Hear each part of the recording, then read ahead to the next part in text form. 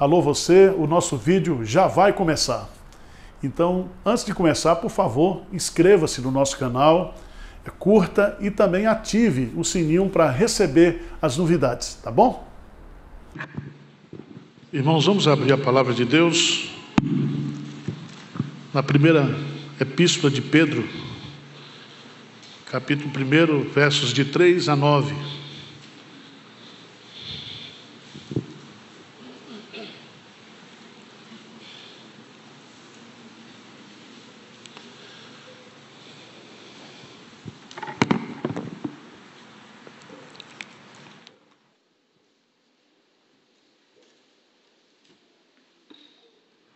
Diz assim a palavra de Deus: Bendito o Deus e Pai de nosso Senhor Jesus Cristo, que segundo a sua muita misericórdia, nos regenerou para uma viva esperança, mediante a ressurreição de Jesus Cristo dentre os mortos, para uma herança incorruptível, sem mácula, inacessível, reservada nos céus para vós outros, que sois guardados pelo poder de Deus, mediante a fé, para a salvação preparada para revelar-se no último tempo. Nisso exultais, embora no presente, por breve tempo, se necessário, sejais contristados por várias provações, para que, uma vez confirmado o valor da vossa fé, muito mais preciosa do que o ouro perecível, mesmo apurado por fogo, redunde em louvor, glória e honra na revelação de Jesus Cristo, a quem, não havendo visto a mais, no qual, não vendo agora, mas crendo, exultais com alegria indizível e cheia de glória, obtendo o fim da vossa fé, a salvação da vossa alma. Amém. Eu quero meditar com vocês nesta manhã sobre a impossibilidade de nós perdermos a nossa salvação.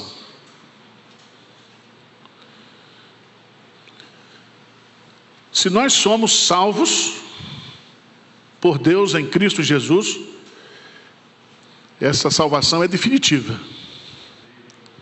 Amém? Há muita gente que tem dúvidas sobre esse assunto. E eu quero que você reflita comigo. Se eu pudesse perder a minha salvação, eu a perderia. Eu não tenho dúvida disso. Se eu pudesse perder, eu perderia. Preste atenção, se você defende que pode perder a sua salvação, você está dizendo que pode manter a sua salvação com as suas próprias forças, que você tem a capacidade de perseverar e de não abrir mão de Deus. Isso é um ledo engano. A segurança da nossa salvação está nas mãos de Deus. Por mais crises que nós passemos na vida, por mais desvios que aconteçam na minha vida, a salvação de Deus está garantida na obra de Cristo.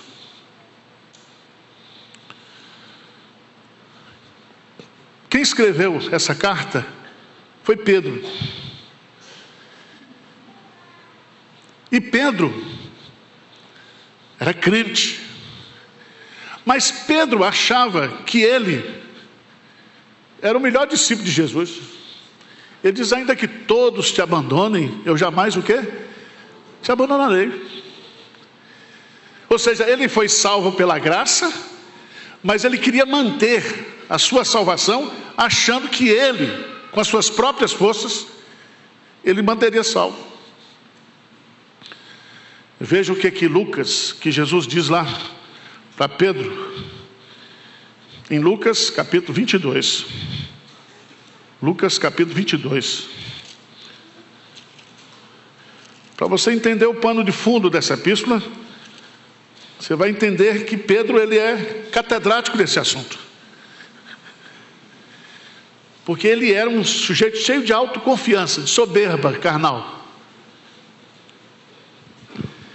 E lá no versículo 31 de Lucas 22, Jesus diz: Simão, Simão, eis que Satanás vos reclamou para vos peneirar como trigo. Eu, porém, roguei por ti, para que a tua fé não desfaleça. Tu, pois, quando te converteres, fortalece os teus irmãos. Veja que a fé de Pedro não desfaleceu. Ele tinha fé, ele era crente, por causa da intercessão de Cristo. Por isso que a Bíblia fala que Cristo morreu, que Cristo ressuscitou, que está à direita de Deus e intercede por nós. Se você pegar o contexto de João 17, oração sacerdotal, no versículo 6 de João 17, Jesus diz: manifestei o teu nome aos homens que me deste do mundo. Eram teus, tu nos confiastes, e eles têm guardado a tua palavra. Agora eles reconhecem que todas as coisas que me têm dado provêm de ti, porque eu lhes tenho transmitido as palavras que me deste, e eles a receberam, e verdadeiramente conheceram que saí de ti, e creram que tu me enviaste. É por eles que eu rogo. Não rogo pelo mundo, mas por aqueles que me deste, porque são teus. Então, por maior crise que eu e você passemos na vida cristã, nós não podemos perder a nossa salvação. A segurança da nossa salvação está em Deus. Pedro, depois da ressurreição de Cristo, lá no capítulo 21, diz: vou pescar. E leva com ele mais 7 discípulos. Ele tomou a decisão de voltar, abrir a empresa de pesca que ele tinha, e abandonar o ministério, e abandonar Jesus. Só que ele esqueceu uma coisa: não sou eu que abandono Jesus, é Jesus que não me abandona. E Jesus vai atrás de Pedro e traz Pedro de volta, e diz para Pedro: Pedro, tu me amas? Apacenta as minhas ovelhas. Ele devolve o cajado de pastor para Pedro. Pedro não queria. Então preste atenção, para resolver isso definitivamente na sua alma, no seu coração. Se eu e você, nós pudéssemos perder a nossa salvação, certamente nós perderíamos, porque não há força em nós, não há capacidade em nós de nos mantermos salvos. Quero que você leia bem forte João capítulo 10,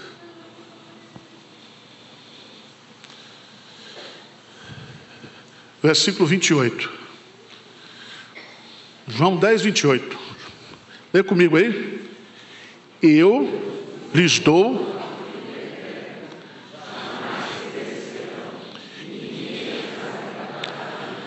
veja bem, a vida eterna é um presente que Jesus nos dá. Quando eu recebo essa vida eterna, diz aí, talvez, diz o quê? Jamais. Jamais. Então vamos voltar lá para Pedro, porque Pedro, ele tem tanta convicção dessa doutrina da perseverança dos santos, que ele vai então ensinar essa doutrina para aqueles crentes que estavam passando por perseguições, por sofrimentos, muitos pensando em desistir da fé. Mas Pedro traz uma palavra de encorajamento para dizer: gente, nós fomos feitos para a glória. E não há como a gente perder a vida eterna. Não há como a gente abandonar a nossa salvação, o nosso Salvador. Pedro foi interrogado, os discípulos: quereis vós também retirar-vos? E Pedro respondeu para Jesus: para quem? Ele não diz para onde, ele diz: para quem iremos nós? Só tu tens as palavras de vida eterna, e nós temos crido e conhecido que tu és o Cristo, o Filho do Deus vivo. Então, meu irmão, você jamais perderá a sua salvação. Deus não rasga a sua certidão de nascimento. Descansa seu coração.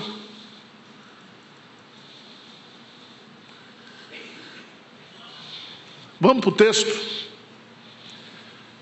Pedro diz assim: bendito o Deus e Pai de nosso Senhor Jesus Cristo, que segundo a sua o quê?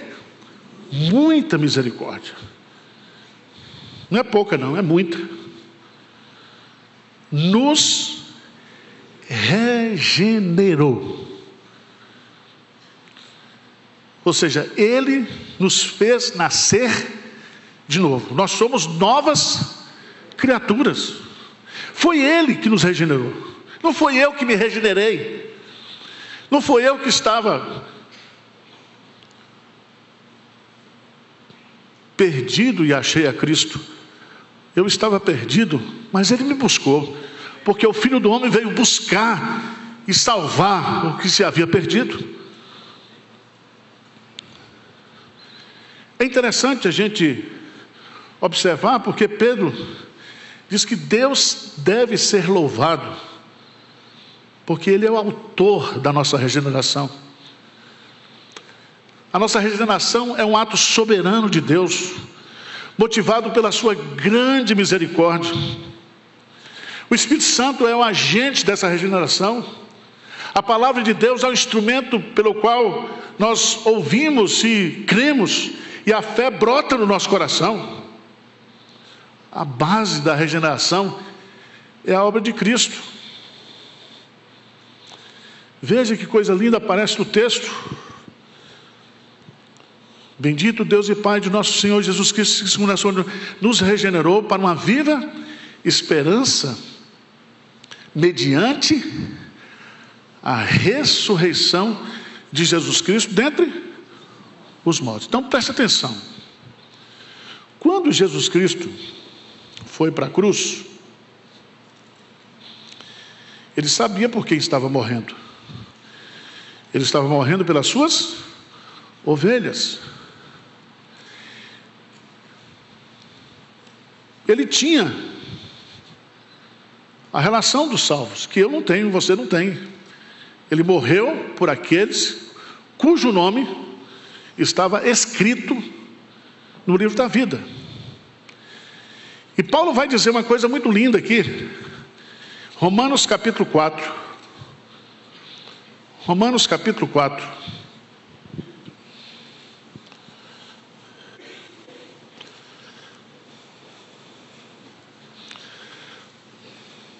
Versículo 24 e 25, diz assim: mas também por nossa causa, posto que a nós igualmente nos será imputado, a saber, a nós que cremos naquele que ressuscitou dentre os mortos a Jesus, o nosso.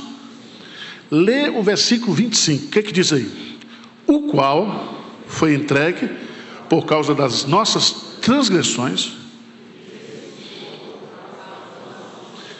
Então a ressurreição de Jesus é a causa da nossa justificação. Significa que por causa da sua obra, daquilo que Ele fez na cruz, e Ele ressuscita, então está garantida a nossa redenção. Nenhuma condenação há para aquele que está em Cristo Jesus. Eu sei que para alguns aqui esse assunto é repetitivo, mas há muita gente na igreja hoje, principalmente aquelas pessoas que estão chegando de igrejas que defendem que a salvação é um esforço humano, que é uma parceria entre a graça e as obras. Não. A nossa salvação está fundamentada no fato de que Cristo morreu por nós. Aquele que não conheceu o pecado se fez pecado por nós. Então a nossa salvação está fundamentada na obra realizada por Cristo Jesus. Mas nesse texto, nós somos regenerados. E o que é essa salvação? O que vem no pacote da salvação? No combo dessa salvação, dessa vida eterna?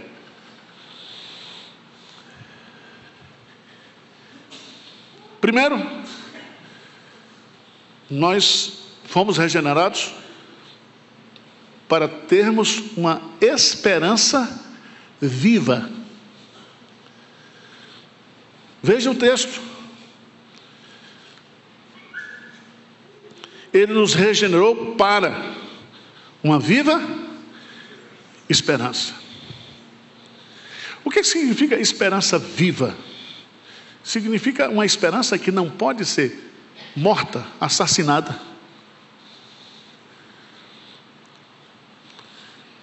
Jesus é o autor da vida, e a vida que Ele nos dá é vida plena, é vida eterna, é vida em abundância.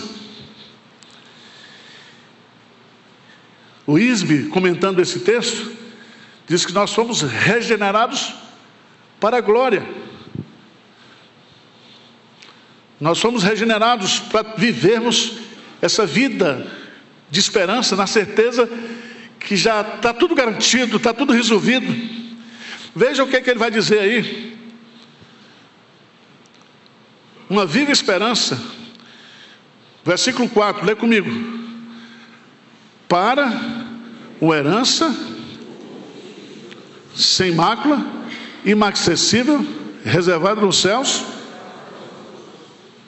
Presta atenção, irmãos.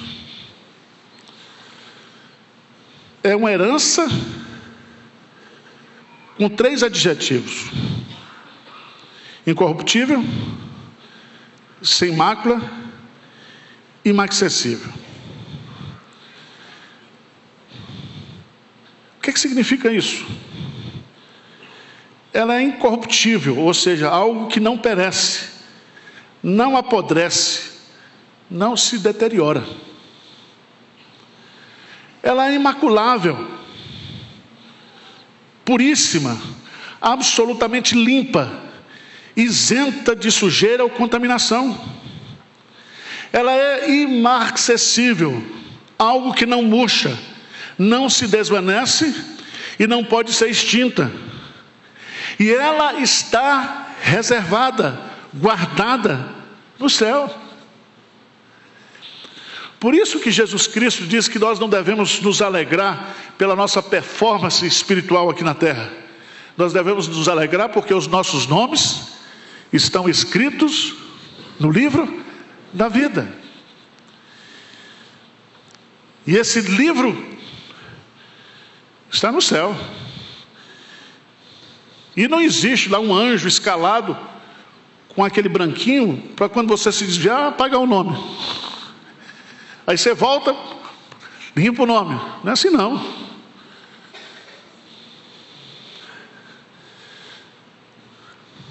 Nós estamos salvos e a nossa salvação é eterna e nós não podemos perder essa salvação, porque essa salvação está nas mãos de Deus.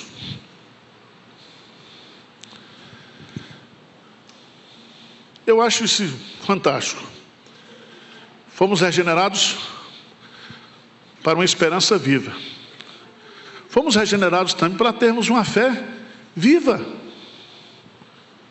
Viva. É maravilhoso isso. Porque nós temos essa herança.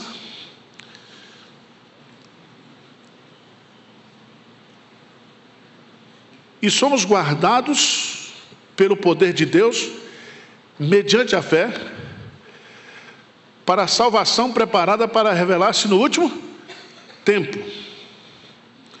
Essa palavra sois guardados aqui significa que, pela fé, há um poder protetor, guardador, que jamais poderemos deixar de caminhar na fé cristã. Nós temos uma proteção sobrenatural de Deus.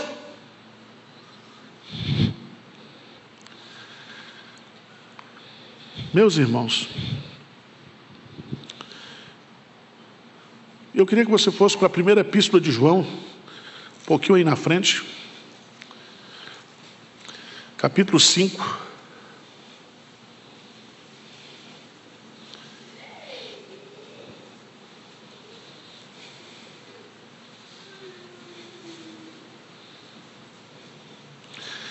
Versículo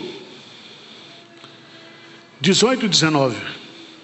1 João 5, 18 e 19. Vamos ler juntos?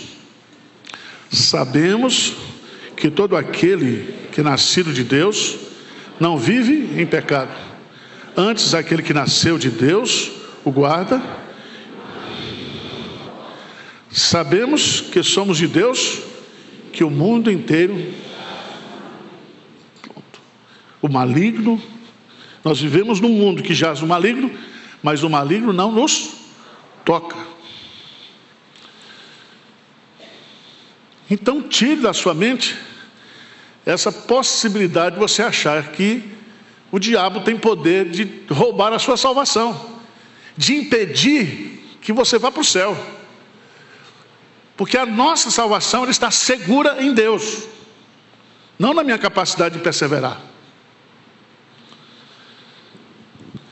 Então há um poder, uma força sobrenatural, a presença de Deus conosco, que nos protege.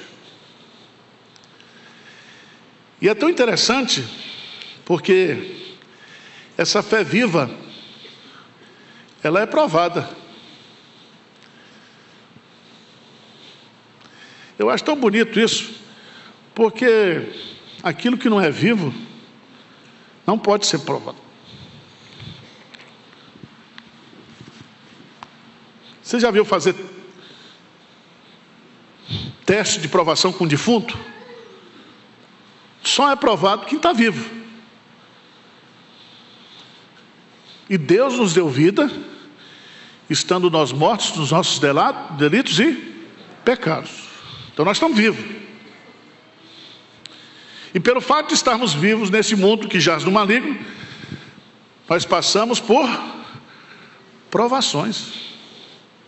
Nisso exultais, embora no presente, por breve tempo, se necessário, sejais contristados por várias provações.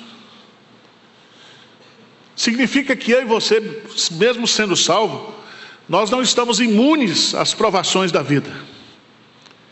As provações são variadas, as provações são passageiras, as provações são necessárias, as provações entristecem, mas as provações também são pedagógicas. Deus está trabalhando na nossa vida. Às vezes uma crise espiritual que você passa, um deserto, um esfriamento espiritual, uma crise, porque o diabo é ousado. O diabo sabia que Jesus era o Filho de Deus. E o Espírito Santo levou Jesus para o deserto para ser tentado. E o que é que o diabo atacou? A filiação. Se tu, pois, és o Filho de Deus. Presta atenção. O diabo sempre vai trabalhar para questionar a mim e a você se eu estou salvo mesmo. Se a obra que Deus começou na minha vida, Ele vai deixar inacabada. Não, aquele que começou a boa obra vai concretizar na nossa vida. Não existe essa possibilidade.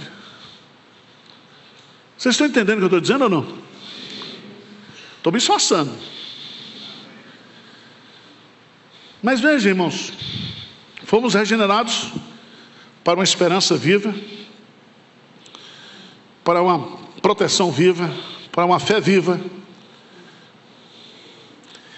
E eu diria também aqui, para um amor vivo. Versículo 8. Lê comigo o versículo 8. A quem, não havendo visto, a mais. Olha que coisa linda. Você não viu Jesus pessoalmente, fisicamente, mas você viu Jesus pelos olhos da fé. Bem-aventurado os que não viram e creram. Nós estamos nesse rol aí.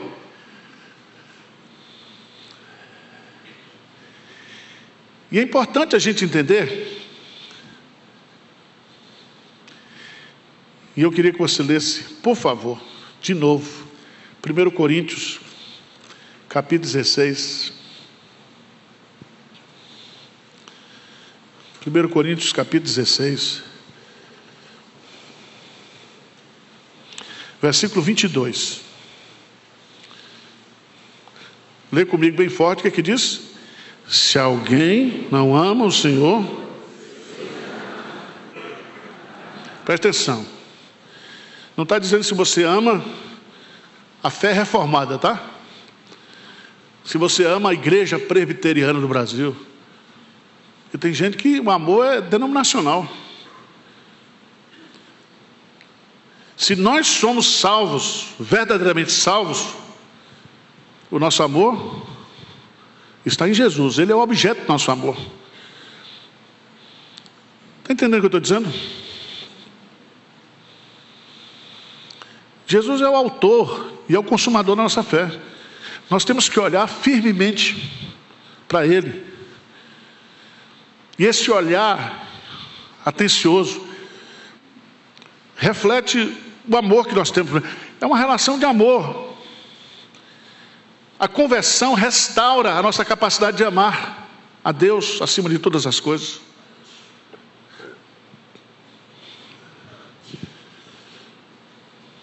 É um amor vivo. E Jesus diz: aquele que me ama será amado por meu Pai. E nós viremos e faremos nele morada e revelaremos a Ele. Aquele que me ama guarda os meus mandamentos. Não é guardar para amar. A gente guarda porque ama. Pedro, tu me amas. Paulo diz: sem amor eu posso ter tudo. Eu posso distribuir os meus bens. Eu posso dar o meu corpo para ser queimado.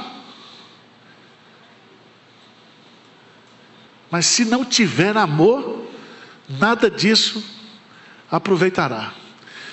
Por isso que Paulo fala assim: olha, agora pois permanece a fé, a esperança e a fé e a esperança vai acabar, mas o amor continuará existindo. Então, se você é de Jesus, se é convertido, você ama Jesus. Está entendendo o que eu estou dizendo? Tira esse conceito de religiosidade da sua cabeça.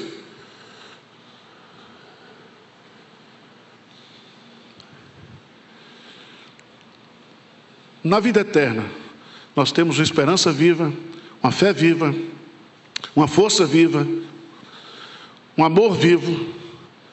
E aí vem a última coisa. Pedro vai dizer que também, nisso o quê? Exultais. Versículo 8. A quem não havendo visto a mais, no qual não vendo agora, mas crendo, exultais com alegria o quê? Indizível e cheia de glória. Aqui dá um sermão, né? O que é uma alegria indizível? Que não pode ser descrita por palavras.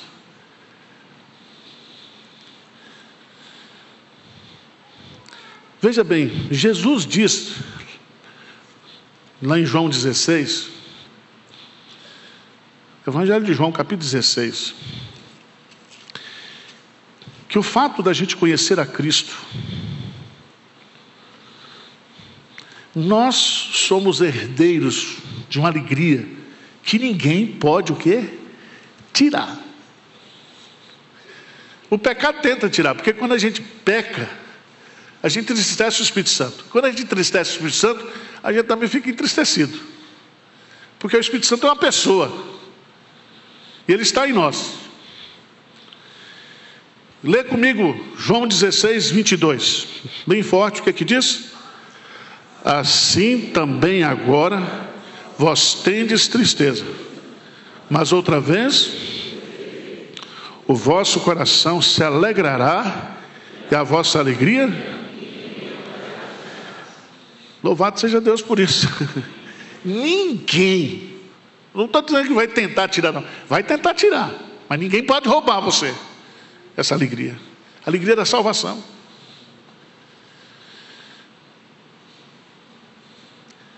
Irmãos, pelas nossas próprias forças, a gente já teria desistido.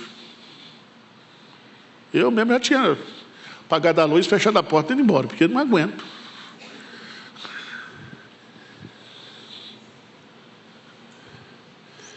Se eu pudesse perder a minha salvação, eu, com as minhas próprias forças, eu perderia. Eu não tenho força para isso. Eu não tenho capacidade de perseverar. É um Deus que me ama, que me salvou e que jamais me jogará fora, me lançará fora. Ele me salvou e eu estou nas mãos dele, e ninguém pode me arrancar, me tirar das mãos dele. Você está entendendo? Você pode passar como crente por que precisar passar, se necessário for, você vai passar, mas você jamais será abandonado. Vamos ficar de pé? Eu queria que você abrisse a palavra de Deus, Romanos capítulo 8, e que juntos nós lêssemos as provas e a certeza do amor de Deus. Romanos 8, 31 a 39. E depois nós vamos cantar o hino final. Romanos 8, 31 a 39. Nós vamos entoar o cântico da vitória. Amém? A vitória não é um acontecimento, a vitória é uma realidade. Vamos dizer juntos? Que diremos, pois? Se Deus é por nós, aquele que não poupou seu próprio filho, antes por todos nós o entregou, porventura não nos dará graciosamente com ele todas as coisas? Quem tentará acusação dos eleitos de Deus? É Deus quem os justifica. Quem os condenará? É Cristo Jesus quem morreu, ou antes quem ressuscitou, o qual está à direita de Deus. Quem nos separará do amor de Cristo? Será tribulação, ou angústia, ou perseguição, ou fome, ou nudez, ou perigo, ou espada? Como está escrito: por amor de ti somos entregues à morte o dia todo. Fomos considerados como ovelhas para os matadouros. Em todas essas coisas, porém, somos mais que vencedores por meio daquele que nos amou, porque eu estou bem certo de que nem a morte, nem a vida, nem os anjos, nem os principados, nem as coisas do presente, nem do porvir, nem os poderes, nem a altura, nem a profundidade, nem qualquer outra criatura poderá separar-nos do amor de Deus que está em Cristo Jesus, nosso Senhor. Amém. Jamais perderemos a nossa salvação. Jamais. E vamos para cima. E vamos para frente. Vamos orar? Senhor Deus, tira as incertezas, as dúvidas, os questionamentos da mente e do coração das tuas ovelhas. As tuas ovelhas ouvem a tua voz, elas seguem o Senhor as guia, as dirige, as protege, as alimenta. Pai, que cada ovelha tua, verdadeira, seja revitalizada aqui nesta manhã, seja encorajada, e que esses questionamentos satânicos não venham perturbar a nossa paz, roubar a nossa tranquilidade. Que nós possamos te servir na certeza de que ninguém jamais poderá nos afastar do teu amor. A oração que fazemos agora em nome de Jesus. Amém.